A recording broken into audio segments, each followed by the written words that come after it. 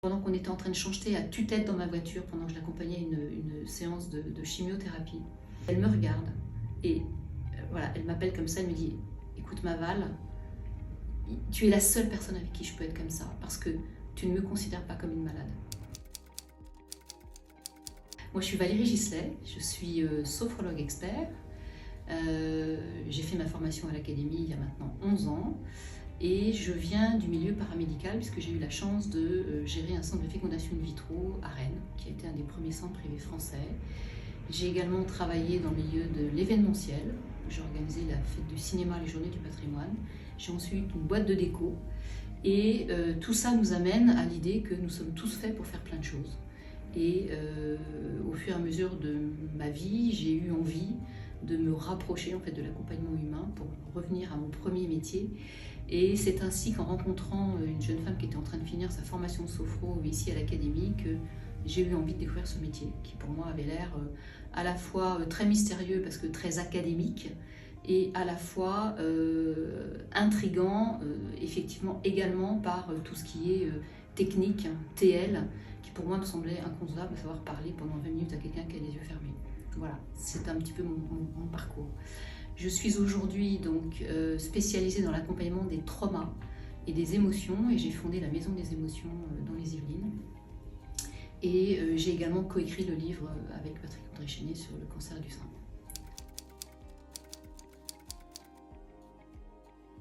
Dès que j'ai eu terminé les 4 premiers degrés, j'ai très vite compris qu'en fait, il fallait aller jusqu'au cycle radical de façon à approfondir en fait l'accompagnement des personnes. J'ai très vite compris que nous étions d'abord et avant tout des émotions.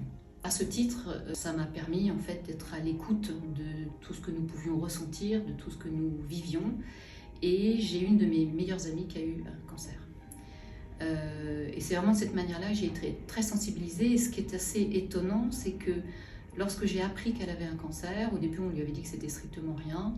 Et en fait, au bout de 2 semaines, elle a eu une ponction et on s'est rendu compte qu'elle devait subir en urgence une mastectomie. Et là, ça m'a interpellée parce que dans la même semaine, j'avais entendu à la radio une femme témoigner, expliquant qu'elle, en fait, elle vivait à 100 km d'un hôpital. Et que pour elle, le quotidien était extrêmement difficile, extrêmement compliqué. Et ça, on n'en parle pas souvent. On a toujours l'impression que la prise en charge, elle est à proximité, donc assez facile.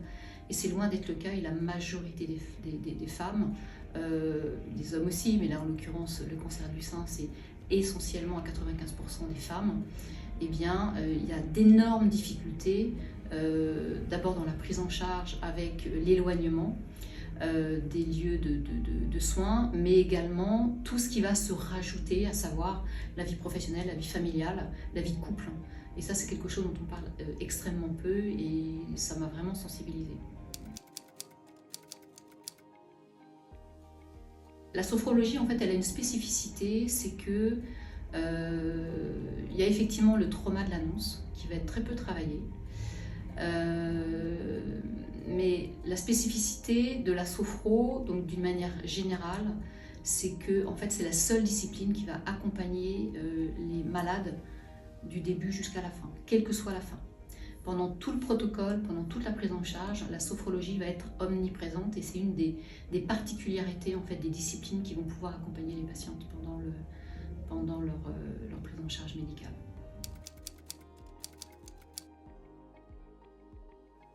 On sait qu'une fois qu'on est pris en charge par le cancer, on va déjà parler d'après-cancer. Tant que la patiente est prise en charge, elle a l'impression qu'il ne va rien lui arriver. Là où ça commence effectivement à devenir plus compliqué pour elle, c'est une fois que tous les soins sont stoppés et qu'on considère qu'elle est en rémission, va très souvent effectivement y avoir une anxiété. D'abord le sentiment d'être abandonnée, d'être seule, et donc d'être seule, moins suivie, et donc la peur effectivement que s'il y a quoi que ce soit, on va être beaucoup moins à l'écoute. Et donc notre approche en sophro, ça va être de faire un travail qui va être extrêmement centré sur la personne. D'abord le travail de prise de conscience que ça y est, les soins sont terminés et qu'on est effectivement dans l'après-cancer. mais aussi de prendre conscience que de par tous les enseignements que la sophro va pouvoir lui apporter, va y avoir à la fois un travail sur la conscience de soi, et donc l'apaisement, mais également tout un travail finalement de prévention. Parce que plus je vais pouvoir mettre en place une nouvelle hygiène de vie, un nouveau rythme de vie, il est probable que déjà je vais permettre à mon corps de vivre d'une manière assez différente. Donc c'est vraiment tout un travail qui va être basé essentiellement sur le soin et la prise de conscience du corps, et cette conscience de ce que je peux modifier dans qui je suis et dans ce qu'est ma vie à cet instant-là.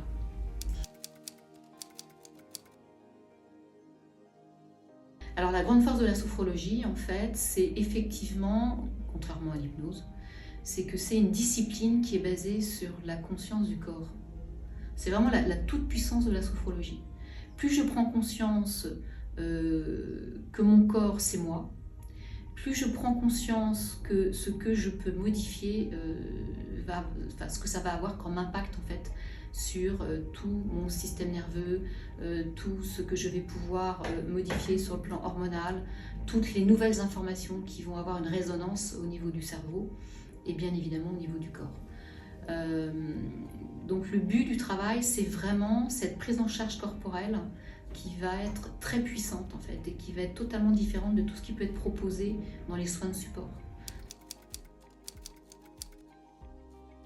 Des sophro-acceptations progressives ou des sophro des SPF qui vont effectivement permettre à la patiente de se projeter dans le futur de façon à pouvoir se réapproprier ou s'adapter à une nouveauté. Voilà, ça sont des techniques qui sont assez simples et plutôt très efficaces. Oui, évidemment. C'est indispensable. Le sophrologue ne peut absolument pas être isolé. Alors, moi j'ai longtemps travaillé avec des cancéros, cancéros assez connus aujourd'hui, avec lesquels j'ai aussi contribué à créer notamment l'Institut Raphaël. Moi j'ai beaucoup travaillé avec des kinés, évidemment. Donc là j'ai vraiment des collaborations importantes. Je travaille énormément avec des sages-femmes. Je travaille beaucoup avec des diététiciens, avec des réflexologues, avec des naturopathes, avec des psychologues, des graphothérapeutes. Mais on peut y ajouter après voilà, de l'art-thérapie, de la danse-thérapie.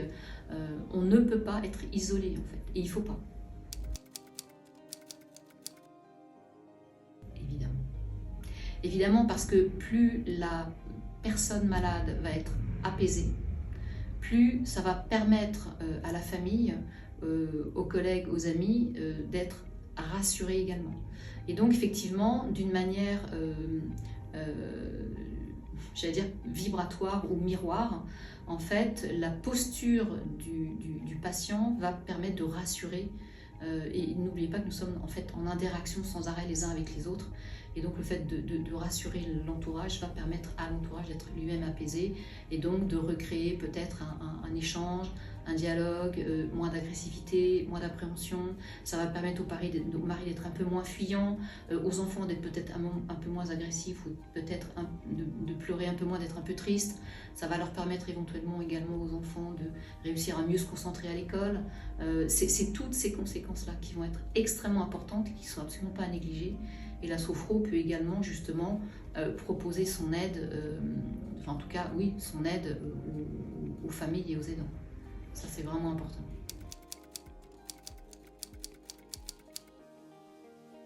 Alors j'en ai deux. D'abord cette fameuse amie. Cette fameuse amie, effectivement, dès qu'elle l'a su, je me suis dit, il faut que je l'aide. Elle est trop proche de moi, je ne peux pas la laisser comme ça toute seule. Je sais ce que la sophro peut apporter en termes de mieux-être et surtout d'accompagnement en cancéro. Et je dirais qu'elle m'a même aidée finalement à me développer et à prendre conscience de tout ce que pouvait être la puissance de la sophrologie en cancérologie. Et donc cette amie, je l'ai accompagnée, mais je l'ai accompagnée aussi dès le début. Donc que ce soit ses chimiothérapies, aller acheter la perruque, aller acheter les prothèses au départ. Elle m'a demandé de lui raser la tête. Et en fait un jour elle m'a dit une chose, pendant qu'on était en train de changer à tue-tête dans ma voiture, pendant que je l'accompagnais à une séance de chimiothérapie. on chantait sous les soldats des tropiques pour ne pas le citer. Et vraiment, il y avait beaucoup de joie, il y avait beaucoup de légèreté. Et elle me regarde. Et voilà, elle m'appelle comme ça, elle me dit, écoute Maval, tu es la seule personne avec qui je peux être comme ça, parce que tu ne me considères pas comme une malade.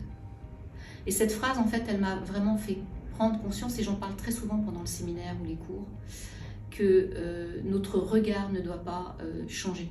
Parce que les personnes que nous avons en face de nous sont, avant d'être des malades, sont des personnes.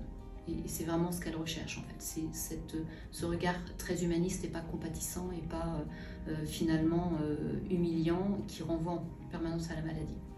Donc ça, c'est la première chose. Et la deuxième, là l'issue est un peu différente.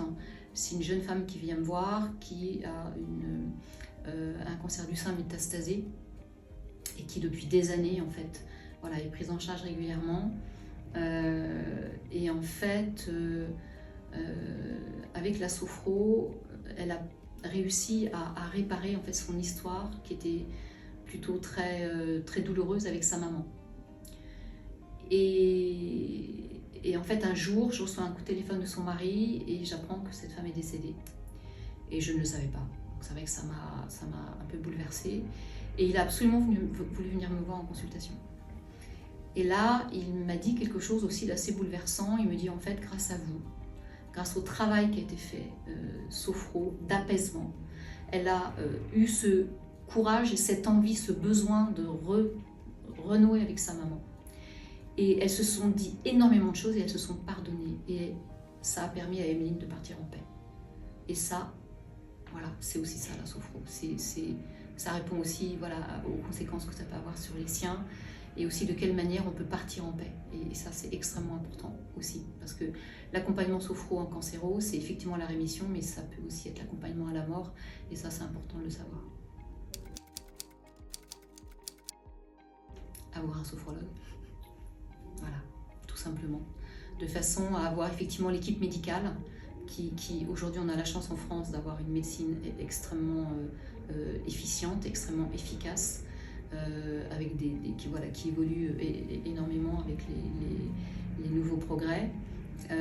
On a la chance aujourd'hui d'avoir des soins de support extrêmement pertinents, mais donc ne pas oublier que cette réparation corporelle dans l'accompagnement sophro, eh bien, c'est vraiment ce qui va permettre à la personne de ne pas avoir peur d'elle, de ne plus être en colère contre le corps, qui très souvent est considéré comme celui qui a trahi, mais de pouvoir au contraire laisser peut-être réapparaître une part de soi beaucoup plus apaisée et qui va permettre de continuer à vivre d'une autre manière.